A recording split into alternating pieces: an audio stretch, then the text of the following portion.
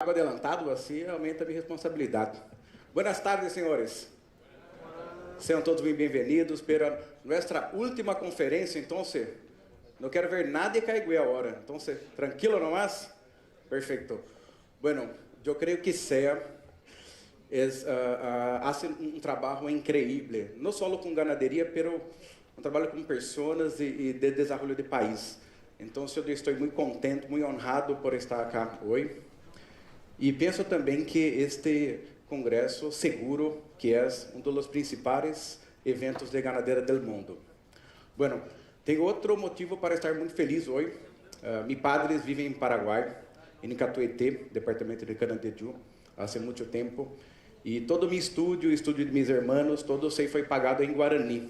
Então, eu tenho muito para dizer a vós. Muitas graças por tudo que a Paraguai ha hecho em minha vida.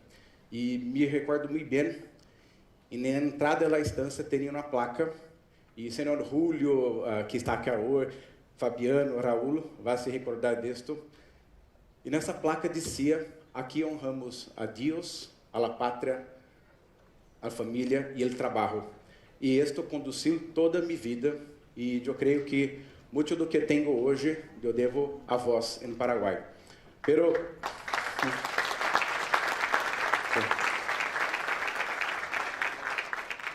Pero lamentavelmente eu não tenho um espanhol para ser uma boa charla.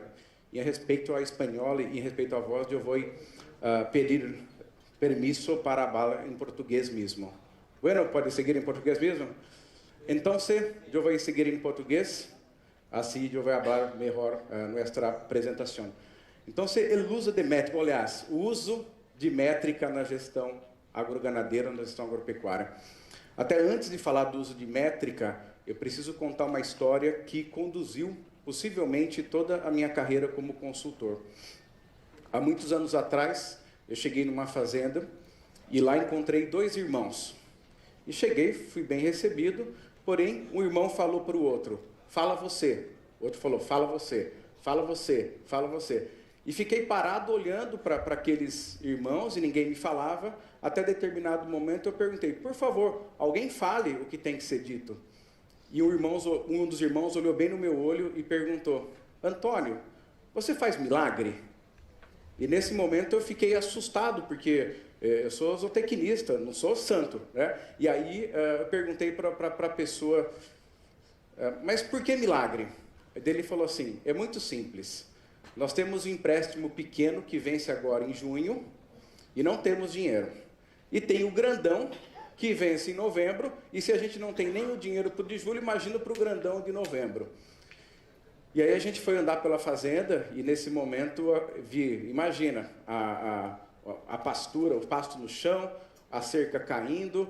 Quando eu olhei para o animal, para o cavalo velho, peludo, a montura de 3 foi feito um estribo de cada tipo. A pessoa que trabalhava na fazenda com uma camiseta da eleição de 8 anos atrás, furada, e olhei aquele cenário e os lotes de animais, naturalmente, o gado muito leve. E quando eu voltei para a casa da sede, me encontrei com os dois irmãos e falei: olha, nós temos duas opções, a ruim e a péssima, porque a boa já não tem mais. E o que mais me ensinou isso foi que eu andei 32 quilômetros, fui para outra estância, e chegando nessa outra fazenda, a pessoa já me recebeu e falou: Antônio, seja bem-vindo. Confesso que eu fiquei com medo dele perguntar se eu fazia milagre, mas ele não, pelo contrário, ele fez algo muito melhor. Ele falou assim: você aceita um tereré? Eu falei: nossa, agora eu cheguei num lugar bom. Aí a gente foi tomar um tereré, e ele falou: Antônio, é o seguinte, você está aqui hoje por um único motivo. As coisas estão indo bem, a gente tem cumprido nossos objetivos dentro da fazenda, e a gente precisa tomar uma decisão que você vai nos ajudar a tomar. Se a gente cresce dentro da fazenda, intensificando, ou se a gente cresce fora da fazenda, adquirindo novas áreas, arrendando áreas, assim por diante. Então, a gente tem algum dinheiro guardado que foi gerado pela própria fazenda, e agora precisamos tomar uma decisão, se a gente cresce dentro ou cresce fora. O que me ensinou isso foi que as duas fazendas estavam no mesmo solo, no mesmo clima, no mesmo valor de compra e venda, tinham exatamente, ou pelo menos muito próximo, a mesma dimensão, E a grande questão foi, por que que uma fazenda praticamente falida e uma outra fazenda adquirindo área? Qual foi a diferença? Porque se eu tenho o mesmo solo, o mesmo clima, mesma atividade que era a pecuária, por que que essas fazendas tinham resultados tão diferentes? E aí eu percebi que a grande diferença entre esses projetos era gestão. Esse é o ponto central. E aí, quando a gente vai falar em gestão, eu posso aqui dar diversas definições, como administrar, empreender, conduzir, reger. Mas existe uma pergunta que eu gosto bastante para responder o que é gestão, que é fazendo a seguinte reflexão. Qual é a diferença entre uma fazenda que tem trabalho e uma que tem gestão? Porque eu tenho certeza absoluta que todas as fazendas têm muita gente trabalhadora, que as pessoas acordam cedo para fazer o seu melhor, que elas querem de fato conquistar algo. Porém, apesar de todo esse trabalho, nem sempre tem resultado. Então, a grande diferença entre uma fazenda que eu chamo uma fazenda que tem trabalho ou que tem gestão, é que a fazenda que tem gestão sabe exatamente aonde quer chegar. Esse é o ponto central. Eu sempre brinco que tem duas formas de você definir o lucro de um negócio. Você verifica a tua receita, verifica a tua despesa, e a diferença entre os dois é o lucro. E essa, na minha opinião, é a forma mais equivocada que pode se existir para chegar no cálculo de lucro. Por quê? Porque a forma correta de chegar no cálculo de lucro é qual lucro você espera, e aí se define qual é a receita e qual é a despesa que vai construir aquele montante de lucro que você está buscando. Basicamente, esse é o ponto central. Fazer gestão é fazer de tudo para bater meta. E gerenciar é acompanhar se está acontecendo aquilo que você queria que acontecesse. Todo esse fundamento, quando ele é presente dentro de uma fazenda, muda da água para o vinho. Então, esse é o ponto central que eu vim compartilhar com vocês, porque ao longo desses 20 anos que a gente trabalha com gestão, a gente tem percebido que quem define o resultado da fazenda são sempre as pessoas. E quem define a forma com que as pessoas trabalham é o líder. E a gente aprendeu que para ser bom da atividade pecuária tem que ser bom em duas coisas. Nós temos que ser bom de número e bom de gente.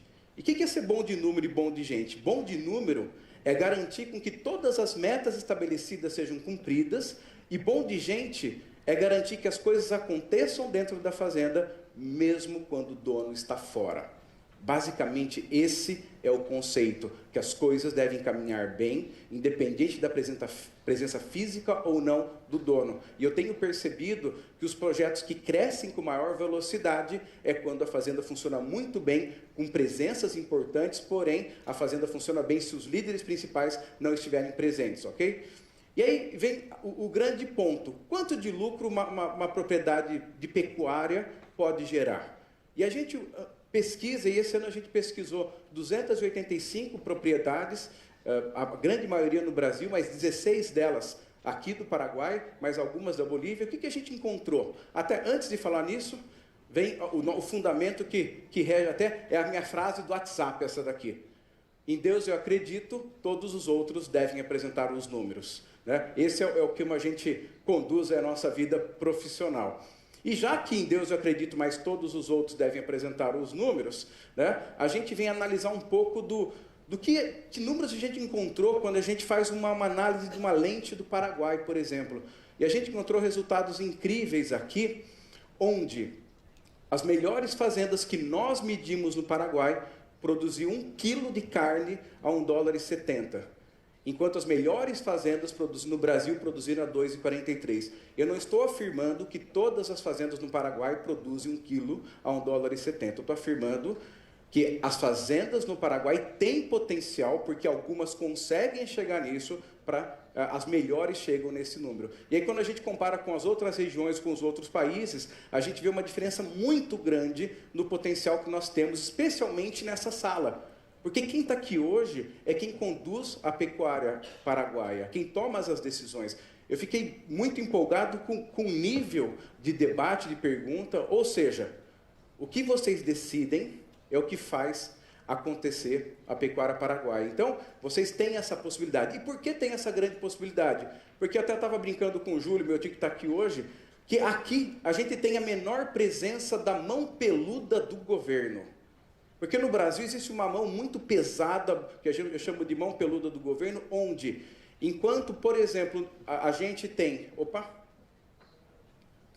aqui de taxas e impostos no Brasil, a gente gasta 0,32 dólares por cabeça mês, os nossos clientes do Paraguai gastam 0,16 dólares de cabeça mês em imposto. Nós estamos falando da metade. Quando a gente olha, por exemplo, para a mão de obra, né, que nós estamos falando aqui de personal, de gente, enquanto a gente gasta lá, a gente tem um nível de 62, que está trocado, mas 62 centavos de dólar, a gente encontra aqui 30 centavos de dólar com mão de obra, especialmente os encargos. E da mesma forma a administração. Aqui está invertido, tá certo? E a mesma coisa de administração, que a gente gasta 60%. Então, a gente encontra uma carga muito... Tem um câmbio aqui no primeiro, mas isso a gente vai mudar. Então, a gente gasta, vamos colocar... muita atenção, a gente tem muita atenção nessa possibilidade que a gente tem aqui de operar, justamente por esse conceito que existe liberdade de trabalho e muito menor impacto aí dos elementos desse processo político, de encargos e assim por diante. Bom, quando a gente olha para uma propriedade rural, para uma fazenda, a gente encontra um processo multifatorial. Tem ano que faz frio, tem ano que não faz frio, tem ano que chove mais, tem ano que chove menos, tem ano que a seca começa mais cedo, tem ano que a seca começa mais tarde. Então, a gente encontra um processo multifatorial, e nesse processo multifatorial a gente fica se perguntando, para onde eu vou olhar? Eu vou olhar para custo fixo, para lotação, para taxa de desfrute, para mortalidade, para quilo desmamado por vaca exposta. A gente tem no nosso controle mais de 75 indicadores de performance de uma atividade pecuária. É praticamente impossível você gerir um negócio se você precisar de 75 indicadores. Você tem que eleger, a gente até brinca, a gente tem que eleger no máximo o que cabe numa folha. Porque se você precisar de 10 folhas para tomar uma decisão, você não vai tomar a decisão. Basicamente, a gente percebe que existem 12 grandes indicadores que ajudam a gente a medir. Mas antes até de falar em medição, eu quero apresentar para vocês como a gente vai olhar para a atividade pecuária. Ou seja, como as métricas da atividade pecuária podem nos auxiliar. E basicamente o que funciona é assim. Toda vez que um líder assume uma fazenda, que é um pecuarista que está assumindo um projeto pecuário, ele tem uma única obrigação, que é tornar a fazenda mais rentável do que ela era antes. Esse é o ponto. Todos os líderes de uma atividade, ele tem essa grande obrigação. E apesar de poder parecer duro, mas isso a gente sempre nos autoavalia, a grande questão é a seguinte, a gente mede a competência de um líder pela capacidade que a empresa tem de gerar resultado. Concordam comigo? Essa melhor e maior métrica para você medir aí a capacidade da liderança, lucro. Então, essa pessoa precisa sempre sair de um ponto A e chegar num ponto B. E quando ela chega num ponto B, esse ponto B se torna num ponto A e ela começa novamente um processo de chegar a algum lugar. E basicamente aqui, a gente percebe que tudo que foi discutido durante o nosso evento, que desde ontem foi sensacional, conservação, silagem, o trato direto, depois todo o processo de controle, o que foi colocado aqui sobre ILPF, tudo que foi tratado desde ontem pela manhã, a gente acredita que são importantes estratégias aonde o pecuarista vai sair de um ponto A e chegar num ponto B. Ou seja, a raça, o tipo de pastagem, o número de funcionários, se ele vai fazer IATF ou não, o nível de fertilização de pastagem, são estratégias para chegar em algum lugar previamente definido. Então, as questões técnicas fazem parte de todo o processo para a conquista do trabalho. Então, o líder define onde eu estou, onde eu quero chegar e quais ferramentas eu vou utilizar. Eu sempre brinco, se a fazenda não melhorou, nós não temos um pecuarista, nós temos um zelador. Se a fazenda está igual há muito tempo, então é um zelador. E se a fazenda piorou ao longo dos anos, não é nem zelador, é um zelador ruim. Então, o nosso papel obrigatório como líder da atividade pecuária é ter um pensamento de longo prazo, até porque os próximos 12 meses de uma estância praticamente é passado. As grandes transformações que podem acontecer dentro de uma fazenda, elas acontecem apenas num ciclo de maior ou longo prazo, num ciclo de 4 anos. A Teresita que está aqui sabe muito bem, né, Teresita? Que as coisas precisam de tempo para acontecer, sempre, muito trabalhador. Inclusive, Teresita, posso falar uma coisa? É o 4º ano consecutivo que as fazendas lideradas por mulher ganham, em média, mais dinheiro que as fazendas lideradas por homem. E a gente tem medido aí, a gente está falando, possivelmente nesse processo todo, mais de 700 propriedades. Então, a gente tem visto isso. E, na verdade, isso é um dado concreto, a gente tem medido essas questões. Então, basicamente, o papel da liderança é analisar número e tomar decisão. Analisar número e tomar decisão. Analisar número e tomar decisão. E se a essência da gestão é fazer de tudo para bater meta, a métrica serve para me ajudar se eu estou conquistando aquilo que eu queria conquistar. Eu não posso esperar terminar o ano ou terminar a safra para verificar que morreu mais do que eu queria que morresse, que eu gastei mais do que era para gastar, que eu abati menos animais do que era para bater. Eu preciso de um processo contínuo, no máximo mensal, de avaliação de resultado, para que eu possa sempre corrigir a rota que a fazenda está caminhando. E quando a gente fala em métrica, a gente aprendeu ao longo desses anos que quanto mais simples, melhor. Sempre. Tudo que é muito complexo, tudo que é muito complicado, a chance de ser colocado em prática é muito pequena. E a gente até brinca, nenhum projeto vale o papel que lhe foi escrito se ele não puder ser executado. Então, é muito importante muito mais importante estar feito do que perfeito. E quando a gente analisa as métricas, a gente sempre busca isso, que é bater meta. Bom, eu faço uma pergunta para vocês. Naturalmente, eu já até conheço grande parte dessa resposta, é mais para a gente aí ter uma reflexão. Grande parte das fazendas da América do Sul medem muito bem? Hein, gente? Brasil mede ganaderia muito bem? O que vocês acham? Sim ou não? Paraguai mede muito bem? A Bolívia mede muito bem? Mas por que não mede? Alguém aqui discute se é importante ou não? Quem levanta a mão e fala que métrica não é importante? Ninguém tem coragem porque sabe que métrica é importante. Então vem a grande questão, Limão, que eu tenho comigo. Se todo mundo sabe que métrica é importante, por que tão pouca gente mede de fato? Vocês concordam comigo que isso acontece? Todo mundo sabe que é importante, mas pouca gente mede. E aí vem uma explicação muito clara, porque existe um ciclo da gestão que a métrica só vai acontecer quando eu souber aonde eu estou, aonde eu quero chegar, como eu vou chegar e o que eu tenho que medir. Medir sem ter um objetivo claro, praticamente não ajuda em nada. Porque daí a gente fala assim, eu estou fazendo uma necrópsia, eu preciso medir para acompanhar se está acontecendo aquilo que era para acontecer. Vou falar uma coisa que aconteceu comigo, por exemplo. Alguém de vocês já fez regime? Hein, gente? Alguém já fez regime, além de mim que está aqui hoje? Pouca gente? Já fizeram regime? Já? Que bom, não estou sozinho aqui, Raul. Muito obrigado. Durante o regime, a gente se interessa em pesar? Em subir na balança para ver nosso desempenho? De uma semana ou de a cada 15 dias, a gente sobe na balança, não sobe? Porque você tem uma meta para poder chegar e você fala. Agora, e naquele período que a gente saiu do regime, está comendo amendoim, está tomando cerveja, né? E assim por diante. A gente se preocupa em se pesar? Hein, gente? Pelo contrário, a gente foge da balança, não é?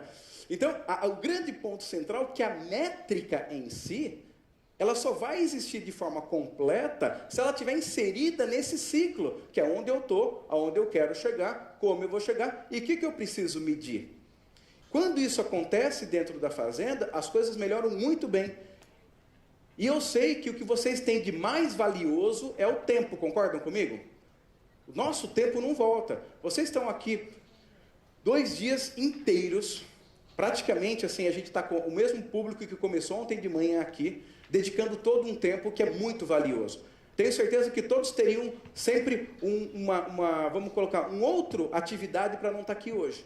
E pensando nisso, pensando na importância de quem viajou, de quem está aqui hoje, eu pensei, se eu tivesse que sintetizar a minha apresentação de uma forma que todos aqui saíssem com uma mensagem clara, como eu faria? Eu faria dessa forma. Nós precisamos olhar para a fazenda sobre 3 grandes lentes, ou seja, olhar para a fazenda para 3 janelas, olhar para 3 lados. quais são as 3 grandes lentes fundamentais para a gente consiga ver o desempenho de uma fazenda. A primeira lente é a lente financeira, a segunda lente é a lente técnica e a terceira lente é a lente ligada às pessoas, à equipe.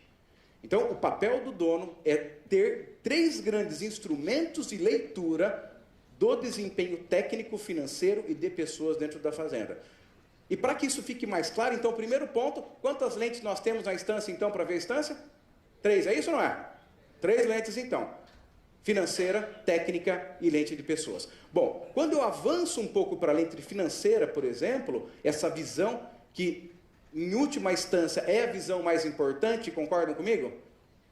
Nós estamos aqui por esse único motivo, senhor Rodolfo, não é isso? É para a gente ter desempenho financeiro.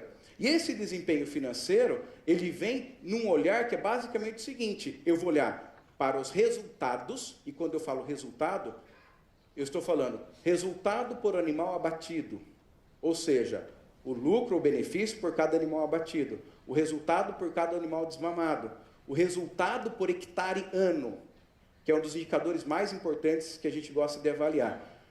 Então, nesse aspecto de resultado, eu já consigo avaliar qual foi a margem, seja ela positiva ou não. Infelizmente, 35% das empresas pecuárias que nós medimos nesses últimos 12 meses tiveram prejuízo.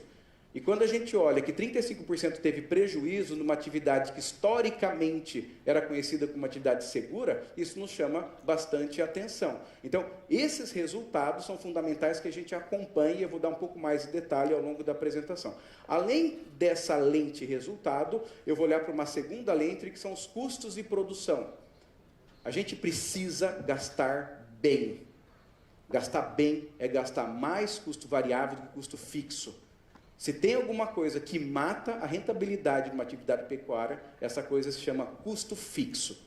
Custo fixo. Então, o olhar para custo fixo ele é fundamental, e isso apareceu pelo 6º ano seguido na estatística, como quanto maior é o custo fixo, menor é a rentabilidade dessa atividade pecuária. Então, eu estou olhando para 2 aspectos. Eu vou olhar para um terceiro aspecto, que é o que eu mais gosto, que são as relações de patrimônio. O que são as relações de patrimônio? Quanto eu ganhei pelo valor do meu rebanho? Quanto eu ganhei em cima do meu fluxo de caixa necessário? Porque assim eu consigo olhar para uma visão de negócio em si. Vou dar um exemplo para vocês. A média das fazendas que a gente mediu nos últimos 12 meses tiveram 0,25% ao mês de resultado, enquanto as melhores superaram 1,9% ao mês. Então, esse é um aspecto de relações de patrimônio que eu devo olhar. E por último, e cada dia mais importante, o grau de endividamento. A gente tem medido aí uma proporção de quanto a fazenda deve pelo valor do rebanho.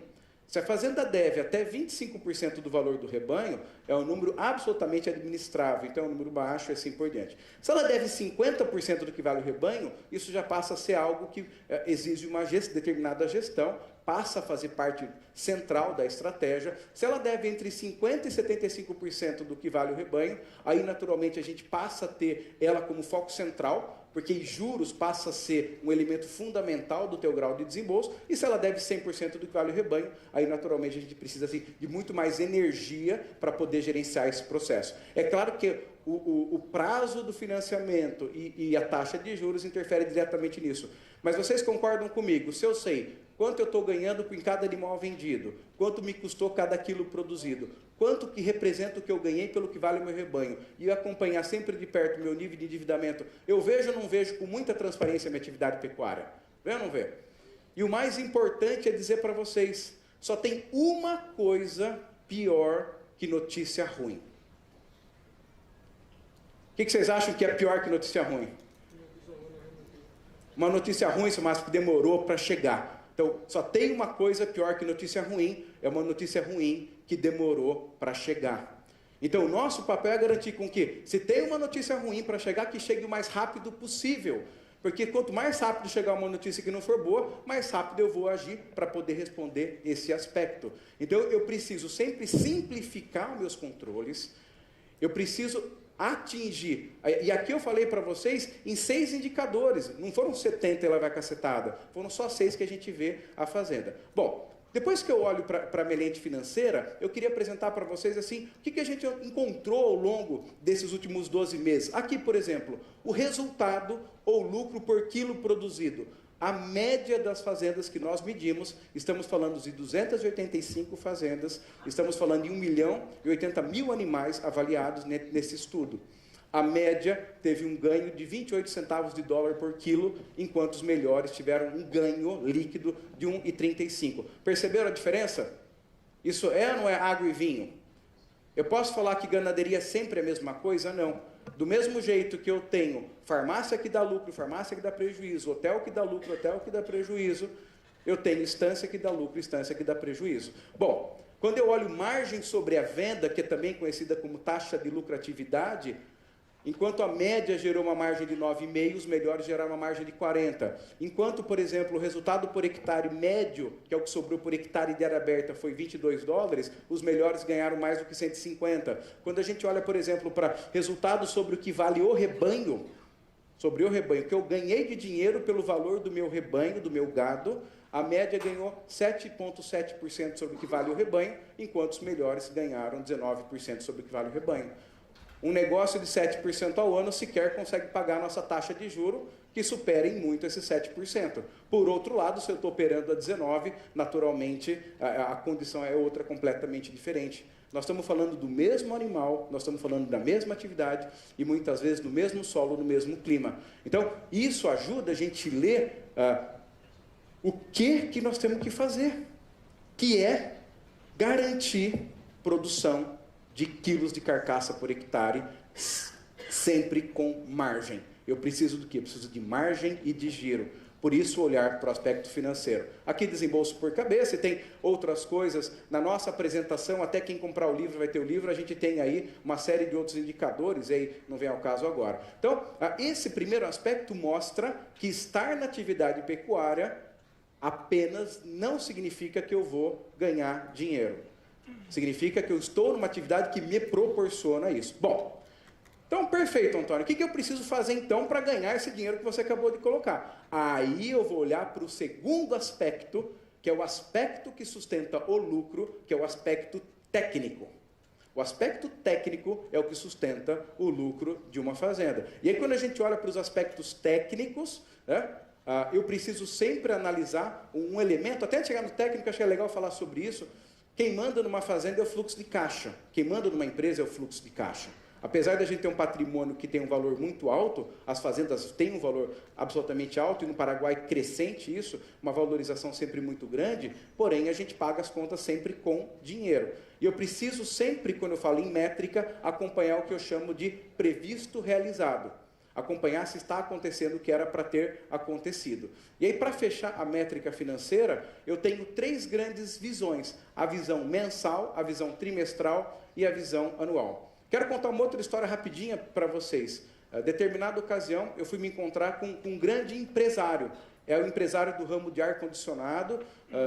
Ele era presidente, CEO de uma multinacional, e o camarada tem uma fazenda.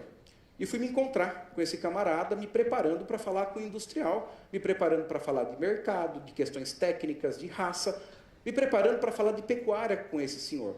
E quando eu cheguei lá, esse senhor falou, a gente começou a falar de pecuária, ele falou: Antônio, por favor, não me fale de pecuária. Não entendo de pecuária e pretendo continuar não entendendo. Foi a primeira vez na minha vida que eu cheguei numa fazenda onde o dono falou para mim que não entendia de pecuária e pretendia continuar não entendendo. Foi a primeira e única vez. Aí eu fiquei um pouco apavorado, falei: mas o que eu vou falar com ele agora? Não é porque eu vim preparado para falar de pecuária, né? E ele falou assim: porém, eu entendo de balancete mensal, de balanço anual e de fluxo de caixa. Tudo que vocês decidirem com a minha equipe técnica que melhore meu balancete mensal, meu balanço anual e meu fluxo de caixa, já está aprovado a partir de agora. Tudo que vocês decidirem que piore meu balancete, meu balanço e meu fluxo de caixa, está desaprovado a partir de agora. E apesar dele se intitular como uma pessoa que não entende de pecuária, já há muitos anos é uma fazenda que se posiciona como uma das mais rentáveis, até porque a aprovação de qualquer medida técnica, ela vem simplesmente por uma análise de balanço, uma análise de fluxo e o impacto disso. Então, para que a gente consiga conduzir isso, Mensalmente, eu analiso o balanço, que são as receitas e as despesas, acompanho o que tem de mais valioso dentro de uma análise mensal de uma atividade pecuária, que é o acompanhamento do previsto realizado, ou seja, eu faturei o que era para faturar e eu gastei o que era para faturar, para gastar. Esse é o ponto. E qual foi a variação no mês? Nós aprendemos ao longo desses muitos anos trabalhando que não tem muito problema quando uma fazenda perde o orçamento mensal. Ela tem tempo para recuperar. Porém, quando uma fazenda acumula um trimestre com uma variação de orçado realizado superior a 15%, nunca houve uma forma de recuperar isso. Ou seja, trimestralmente é obrigatório com que a gente cumpra a nossa meta trimestral de receita e de despesa. Dificilmente, se a gente perder a meta de receita e despesa no trimestre, a gente vai recuperar ao longo do ano. Bom, outro ponto que a gente analisa é o fluxo de caixa previsto para os próximos 12 meses. Não tem problema nenhum eu precisar de bastante dinheiro daqui 3 anos, daqui 2 anos, daqui 1 ano. O que nunca pode acontecer é eu precisar de pouco dinheiro amanhã. Entende o que eu quero dizer com isso? Então, eu preciso, com antecedência, não há problema nenhum, eu perceber que eu vou ter um furo no meu caixa em abril, ou maio, ou junho de 2019. Porque se até 2019 eu já estou percebendo isso. O problema é saber que este dezembro eu tenho uma demanda de caixa. E aí eu tenho 2 opções quando fica em cima da hora. Você lembra quais são as 2 opções que eu dei para os irmãos? Quem lembra as 2 opções que eu dei para os irmãos? A ruim e a péssima. Por quê? Porque o dinheiro está em cima da hora. Eu preciso de antecedência. Então, por isso, a atualização do fluxo de caixa. Acontece que nós, da pecuária, nós adoramos estar na fazenda. Nós adoramos apartar o gado. Nós adoramos decidir a raça. Nós adoramos conversar da nutrição. Isso não tem problema nenhum. Porque isso é fundamental que a gente esteja em cima de fato. Porém, muitas vezes, a gente não se envolve com estas questões, que são as questões puras e centrais do negócio, que é fluxo de caixa, né?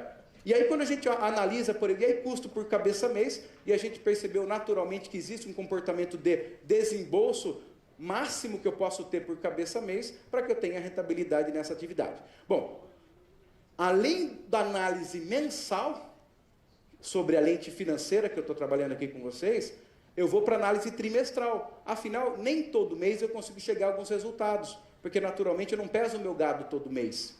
Então eu não tenho resultado de todas as variáveis todo mês. Porém, eu acumulo trimestre. Aí no trimestre, que a gente coloca que é fevereiro, maio, agosto e novembro, então fevereiro, maio, agosto e novembro, a gente tem o custo por quilo produzido no trimestre. Eu tenho, por exemplo, a margem sobre a venda, o acúmulo de caixa, e aí eu já não estou mais olhando para os próximos 12 meses, eu já estou olhando para os próximos 24 meses. Então, é só preparar um rico tereré e ficar enfiado dentro da oficina trabalhando com isso. É um lugar que nós não gostamos de ficar normalmente, porém, muitas vezes se faz absolutamente necessário para trabalhar um fluxo de 24 meses. E por último, além de todos esses, eu acumulo meu balanço gerencial com uma série de variáveis. Então, a gente está analisando sempre com, no máximo, 2 páginas. Se passou de 2 páginas, não serve para muita coisa. Então, qualquer reporte gerencial precisa ser apresentado sempre em, no máximo, 2 páginas. Ok? Tranquilo, pá? Podemos seguir? Então, beleza, já falamos bastante sobre isso, fluxo de 24 a 36. Bom, então, a grande visão é que a minha produção, naturalmente, ela deve ser sempre maior do que meus custos. Então, eu estou olhando sempre para 2 elementos chaves. E quando eu olho para elemento chave, existem 2 forças muito poderosas que exercem dentro da atividade pecuária, que é ganho médio diário, que aumenta o lucro, e desembolso cabeça mês, que puxa o lucro para baixo. Então, eu tenho uma força que é o GMD, que aumenta o lucro, e tem uma outra força que é o desembolso, que diminui o lucro. Qual que é o nosso papel? O nosso papel é tomar decisões que o impacto daquela decisão seja muito maior no ganho médio diário do que no meu aumento de desembolso.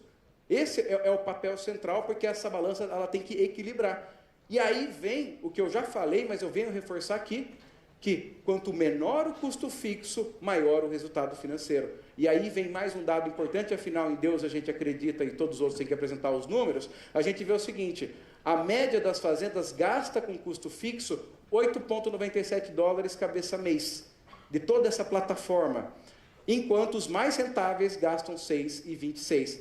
De forma geral, eles gastam muito parecido com nutrição, com sanidade, com reprodução, porém gastam muito menos com custos fixos. E aí nós estamos falando de mão de obra permanente, estamos falando de estratégia tributária, nós estamos falando de manutenção geral da fazenda, e essa manutenção não é a manutenção de pastagem, mas as outras manutenções. Então, esse é o ponto central. Das variáveis técnicas, lotação e ganho médio diário são as variáveis de grande correlação com o resultado ou com o êxito financeiro das fazendas. Então, quem ganha dinheiro gasta 30% menos em custos fixos, tá certo? E aí, quando a gente fala quanto gastar, aqui numa análise média, o que nós medimos? Que as fazendas de cria para produzir bezerro, que gastaram até $9 cabeça mês, participaram das fazendas mais rentáveis. As fazendas de ciclo completo, que é cria, recria e terminação, gastaram até $12,90 por cabeça mês. E as fazendas de engorda, que ganharam dinheiro, ganharam até $16 e $13 cabeça mês.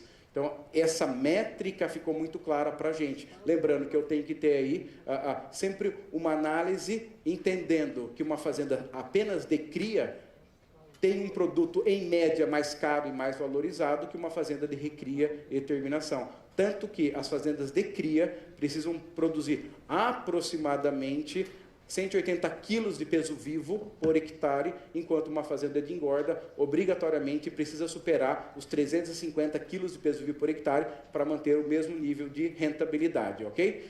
E aí a gente vê uma grande pergunta, mas eu olho para o animal ou olho para a fazenda? E, naturalmente, nós temos que olhar sempre para os dois, porque a composição do que acontece com o animal é o que acontece na fazenda. Porém, se eu precisasse escolher apenas um, naturalmente eu escolhi a fazenda, porque o sistema de produção é a fazenda, ok? E aí, quando a gente olha, por exemplo, para animal e para fazenda, eu tenho uma frase que eu gosto muito, que quando a pessoa fala assim, isso não dá. Eu falo, sempre dá. Sempre dá. Muitas vezes eu chego num projeto pequeno, e as pessoas do projeto pequeno, de uma fazenda pequena, falam assim, aqui a gente não pode fazer porque a gente é pequeno. Tudo bem. Aí eu vou para um projeto grande, hoje eu tenho a oportunidade de acompanhar projetos de 240 hectares e projetos de 450 mil hectares, aí eu chego no grande e o grande fala, aqui não dá porque a gente é grande. Eu falo, vocês decidem, não dá porque é pequeno ou não dá porque é grande? E aí a questão que a gente vê, enquanto a média tem uma mortalidade de bezerro na casa de 4,18, as melhores fazendas perdem do nascimento ao desmame na casa de 2,5.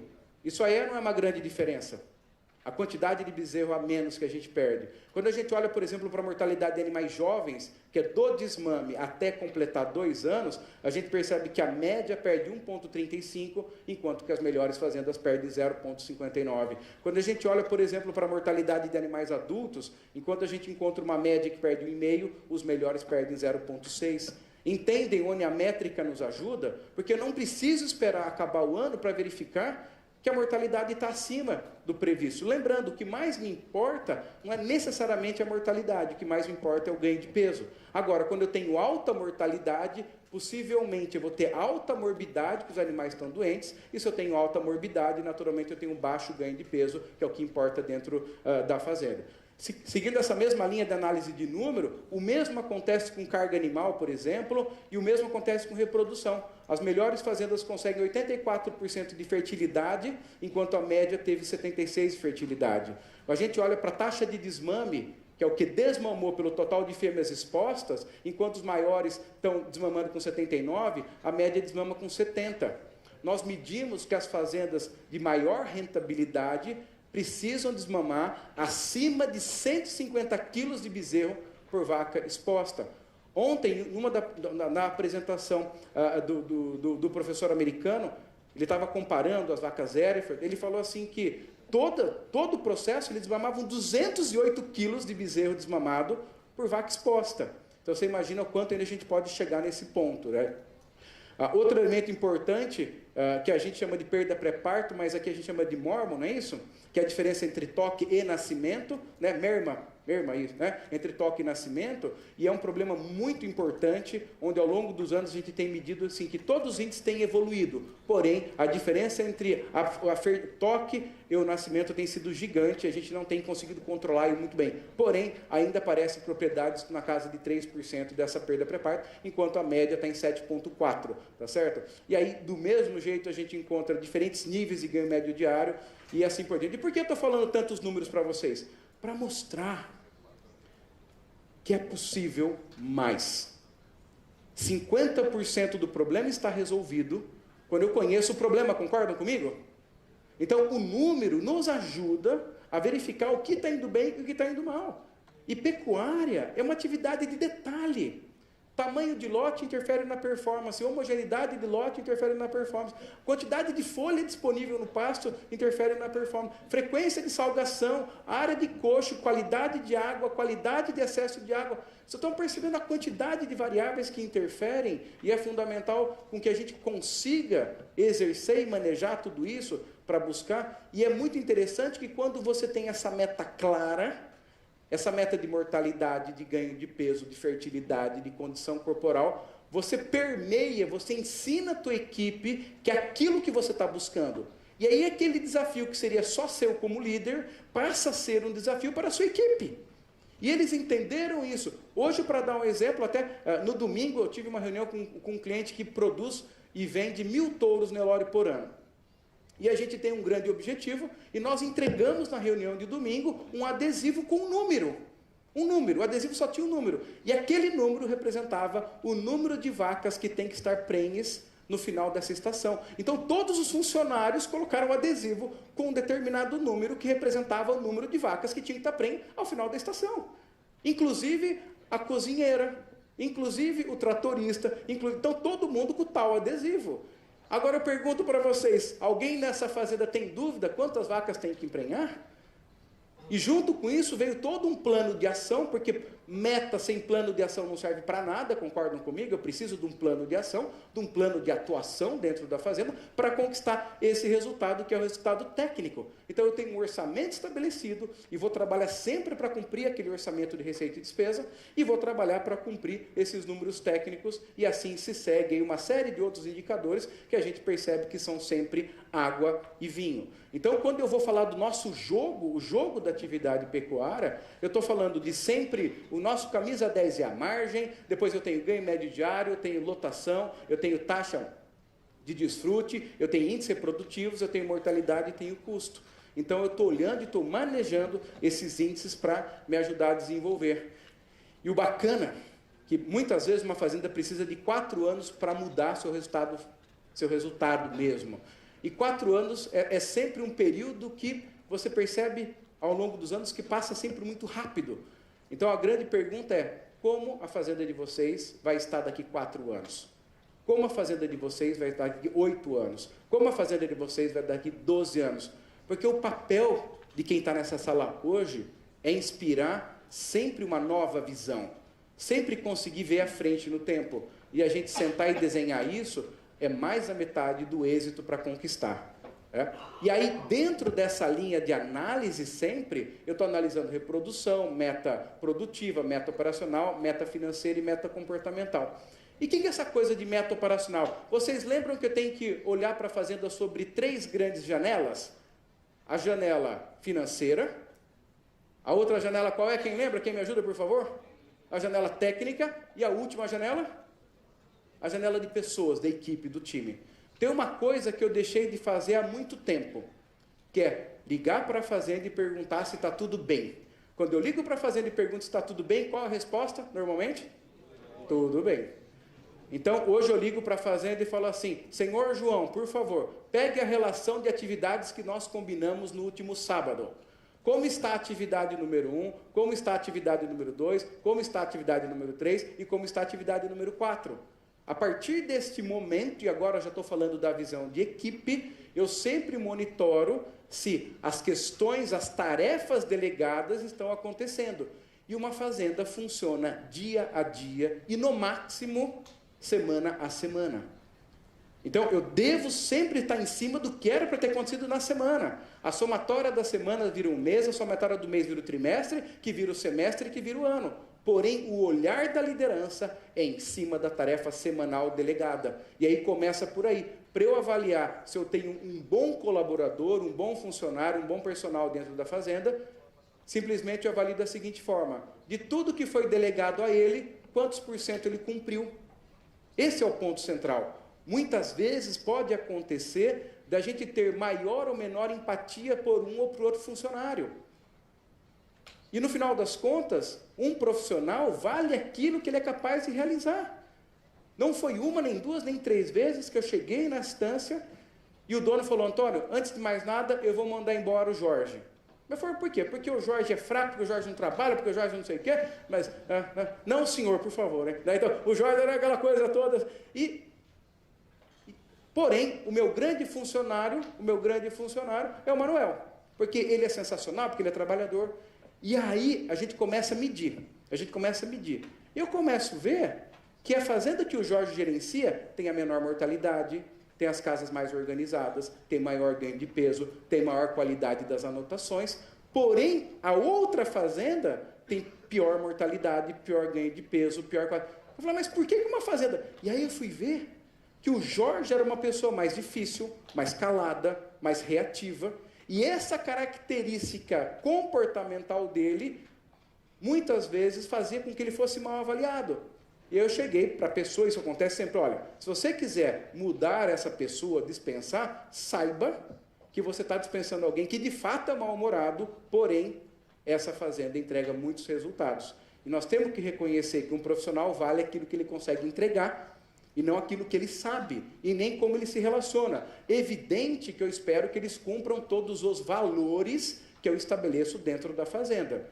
Esse é o ponto central, que eu chamo de valores comportamentais, que tem a ver com o uso de uniforme, tem a ver com respeito à família, respeito à mulher e das outras famílias, tem a ver com ingestão de álcool. Então, tem todo um processo comportamental, tá certo? Que eu também estou observando, porém, esse é um ponto. E eu tenho aqui para vocês uma forma muito prática para que vocês avaliem se vocês têm uma excelente equipe dentro da fazenda.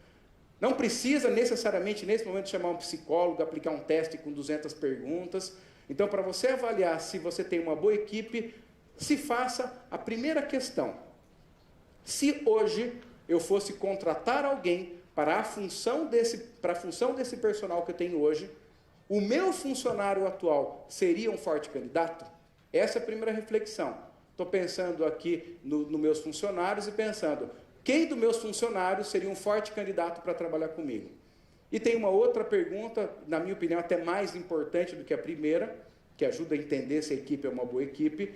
Se determinada pessoa viesse pedir para sair, o que eu ia sentir? Alívio ou preocupação? Com a resposta dessas duas perguntas, a gente tem aí uma visão clara de como você tem equipe. E alguém pode até falar, Antônio, mas falar é fácil. Porém, a gente aprendeu ao longo dos anos que sempre existem fazendas que são reconhecidas na região como um lugar bom para se trabalhar. Concordam comigo ou não? E essas fazendas reconhecidas como um lugar bom para se trabalhar têm muito menor dificuldade para atrair as pessoas. E se eu consigo atrair, naturalmente eu consigo selecionar, né? E aí até brinco, isso eu até aprendi com o Júlio que está aqui hoje, assim, às vezes a gente precisa contratar alguém e você está desesperado, já está começando a ter aparição e a turma está sobrecarregada, aí você pergunta para o seu personal, fala, conhece alguém? Conheço, quem é? Meu primo. Mas ele é bom? É bom. É bom mesmo, é bom. Ele fura poço, faz cerca, tem 2 meninos que ajudam. E aí fala, então está feita a seleção. Aí vem essa pessoa. E quando essa pessoa vem, até que ele é uma boa pessoa, um bom trabalhador, mas os 2 filhos não ajudam em nada, pelo contrário. Um filho é ladrão e outro filho usa droga.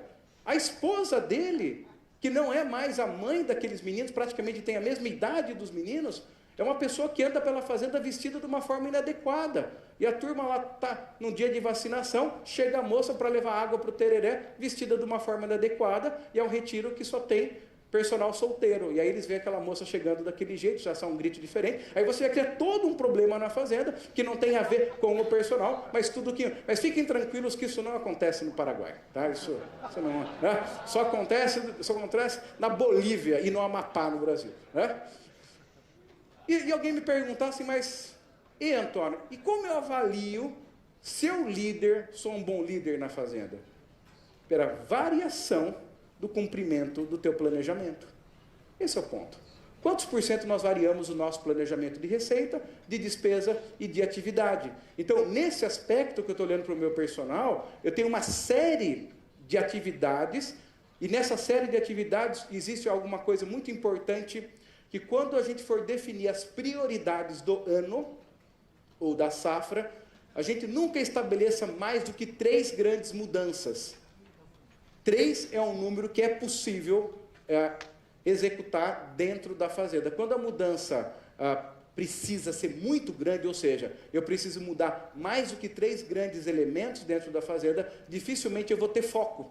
Então, esse ano eu vou resolver o problema número 1, que é o problema ligado à baixa fertilidade do setor 1 ou do setor 2. Esse ano eu vou resolver o problema que eu tenho de falta ou de dificuldade com números. Então, assim, todo ano você define 3 grandes prioridades. Vocês lembram quantos anos eu preciso para transformar uma fazenda? São 4 anos. Ora, se cada ano eu definir 3 grandes prioridades, ao longo de 4 anos eu tive 12 grandes frentes atendidas no meu plano plurianual. E quando eu defino essas 3 grandes frentes de trabalho, e a dificuldade não é definir a frente, é abrir mão das outras que também são relevantes, concordam comigo? A dificuldade não é eleger o que você quer fazer, eleger aquilo que você vai deixar de fazer, porque o caixa normalmente não sustenta tudo aquilo que nós gostaríamos que fosse feito, e você precisa ter uma eleição daquilo que impacta na lotação e no GMD, ok? Quando eu definir o que eu tenho que acontecer no ano, eu distribuo no trimestre, e naturalmente no trimestre eu coloco no mês, a prioridade do mês, e aí esse mês é distribuído em 4 semanas. Por quê? Porque a semana, naturalmente, muitas vezes chove, eu não cumpro a tarefa da semana, e eu vou acumulando e vou manejando as tarefas dentro das semanas. Agora eu pergunto para vocês, se o líder principal estiver dentro da lama do operacional, ele vai conseguir fazer esse tipo de gestão? Uma pergunta para vocês. Se ele tiver que 100% das vezes fazer todas as cotações, acompanhar todos os serviços, definir tudo o que está acontecendo, ele vai conseguir ter tempo e ter energia para ter essa visão? Uma pergunta que eu tenho para vocês. Entende a importância de se construir e se confiar num time para que você muitas vezes esteja 100% dentro da fazenda e muitas vezes você vai estar 100% fora, mas pensando na fazenda, pensando no futuro da fazenda e elegendo como essa fazenda vai estar daqui 3 ou 4 anos. A gente acompanha processos e sempre a parte fácil é a parte da empresa de consultoria, essa é a parte fácil, a parte difícil é de vocês, que executa, que financia, que corre o risco, tá certo? A nossa parte é sempre, eu reconheço isso, é simples, e eu percebo que a grande diferença entre as fazendas com êxito e as fazendas que não conquistam êxito é o envolvimento pessoal e a vontade de fazer do dono. E não de delegar tudo, muitas vezes de assumir para si a grande responsabilidade. Eu faço 2 perguntas quando eu chego na fazenda. Uma delas é, quem é o principal responsável pelo lucro da fazenda? Tem 2 respostas básicas. Aqui é todo mundo, aqui é uma família, e toda vez que alguém responde que aqui é todo mundo, que aqui é uma família, eu fico preocupado. E tem uma outra resposta que a pessoa fala assim, Antônio, eu sou o dono, eu sou a dona, se tem algum que é o principal responsável, só pode ser eu. Aí eu vou perguntar para o gerente, pergunto para o gerente, quem é o principal responsável? Ele fala, eu sou gerente, só pode ser eu. Aí eu vou falar com o encarregado de pecuária, ele fala assim, eu cuido do gado, só pode ser eu. Quando eu encontro essa linha de comportamento, eu tenho certeza que a chance de êxito dessa fazenda é muito grande, porque tem as pessoas que assumem para si a responsabilidade de sucesso deste projeto. E aqui, eu gostaria de colocar 8 pontos centrais que aparecem em todas as fazendas que ganham 3 vezes mais do que a média. Nosso trabalho, de quem está de fora, é sempre procurar observar o que existe em comum naqueles que mais ganham dinheiro. Então, observem comigo aqui as 8 características das fazendas que ganham 3 vezes mais que a média. Primeira característica, proprietário focado em números e sem paternalismo. Quando eu falo paternalismo, é sempre entender que o profissional que está com ele precisa entregar resultado. Não adianta apenas ser bonzinho e de confiança. Ele precisa entregar resultados. Essa é a primeira característica. Estou aqui com esse microfone de cantante, né? Diferente esse aqui, né? Cantante. Bom, aí, segunda característica. O gerente, quem está à frente da operação quando existe gerente, ele tem característica de líder e tem autonomia de decisão. Autonomia é completamente diferente de soberania. A autonomia é uma decisão dentro de um todo que já foi definido, compreendem isso? Porém, o gerente, ele tem autonomia do como vai se conquistar o resultado. O que será feito foi definido no conjunto dono-líder. Como será feito, isso está mais na mão desse líder. Terceiro aspecto presente nas fazendas que ganham mais dinheiro. Toda a equipe está alinhada ao grau tecnológico, ou seja, se existe uma reprodução com IATF, o pessoal aprendeu a fazer IATF, eles aprenderam a manejar um pasto adubado, eles aprenderam a conduzir um projeto. Então, a equipe está alinhada e sempre a equipe conhece quais são as metas dele. Evidente que muitas vezes, normalmente a equipe de campo não tem uma meta financeira, mas ele tem uma meta para mortalidade, ele tem uma meta para cumprimento de tarefa. Então, assim, eu tenho um dono focado em número, um gerente que tem autonomia e uma equipe que sabe o que indica sucesso para ela. Quarta característica, existe sempre um acompanhamento do que se foi programado e se foi realizado. Acompanhamento das tarefas do dia a dia. Muitas vezes a gente delega uma tarefa, vai embora, quando volta não fala daquela tarefa. Então, é fundamental, semanalmente, a gente acompanhar todas as fazendas, ou via papel, ou via software, acompanhar com as tarefas delegadas. Quinta característica presente nessas fazendas, todas elas, sem exceção, tinham projeção e acompanhamento do fluxo de caixa. As decisões são sempre baseadas no fluxo de caixa. É uma característica onde estamos acima ou abaixo do fluxo em 10, 12, 5, 4, 1%. Então eu não faço o planejamento, coloco na gaveta, passo um ano e eu pego ele para ver se deu. Não é assim, eu faço o planejamento e coloco na parede, né? E vou acompanhando se está dando mês a mês. Sexta característica, excelência na produção e colheita de forragem. Essas fazendas aprenderam não apenas produzir, mas aprenderam a colher nos pontos determinados. Elas conseguiram tirar toda a diferença entre águas e secas. E um assunto recorrente nessas fazendas é sempre qual é a estratégia de entre-safra. Eles não gaguejam quando você pergunta da estratégia de seca. Sempre a estratégia de seca é respondida muito rapidamente, porque existe uma estratégia de seca muito bem elaborada para essa fazenda. Sétima característica, são fazendas que evitam gastos não produtivos. São fundamentalistas na economia daquilo que não aumenta ganho de peso, que não aumenta a lotação. Então, eles aprenderam que se eu conseguir ter uma boa infraestrutura feita uma única vez, eu consigo ter uma melhor relação, número de animais e pessoas que trabalham na fazenda, e com isso, mesmo pagando melhor para a minha equipe, eu tenho um menor custo de mão de obra por cabeça mês. Ok? Então, gasta bem. E aí, a oitava e principal característica é: aprende com seus resultados e buscam evolução constante. Fazem parte de uma sociedade secreta que eu chamo sociedade secreta dos insatisfeitos. Quem está aqui hoje também faz parte da sociedade secreta dos insatisfeitos. Ninguém fica 2 dias num congresso como esse se não for insatisfeito, se não quiser mais. Então, a oitava característica, todos que estão aqui hoje têm, que é uma plena insatisfação, uma insatisfação positiva, que eu chamo, que é a insatisfação do querer mais. Porque, gente, não tem caminho curto para o sucesso, não tem caminho rápido, não tem caminho fácil. Alguém concorda comigo que não tem? Não tem caminho. A gente, como consultor, quer achar os 7 passos para o sucesso da fazenda, né? Eu não estou falando que aqui são 8 passos, estou falando que são 8 elementos que estiveram presentes. Mas não significa que todos eles obrigatoriamente vão servir para você nessa ordem. Até porque a questão não é saber fazer, a questão é fazer. Esses dias eu estava brincando até, se a gente encontrar uma pessoa gordinha na rua e perguntar para ela o que tem que fazer para emagrecer, ela vai responder? Vai ou não vai? Vai, e vai falar de todas as dietas possíveis, não é? Mas por que ela continua gorda? Então a questão não é saber, a questão é fazer. Essa que é a grande questão. E para encerrar, para cumprir meu tempo, tudo que pode ser medido pode ser melhorado. E as instâncias são tão lucrativas quanto decidem ser. Ok? Gente, muito obrigado pelo carinho, pela oportunidade, né? E aí a gente vai ficar para as palestras. E muito sucesso e muitas graças.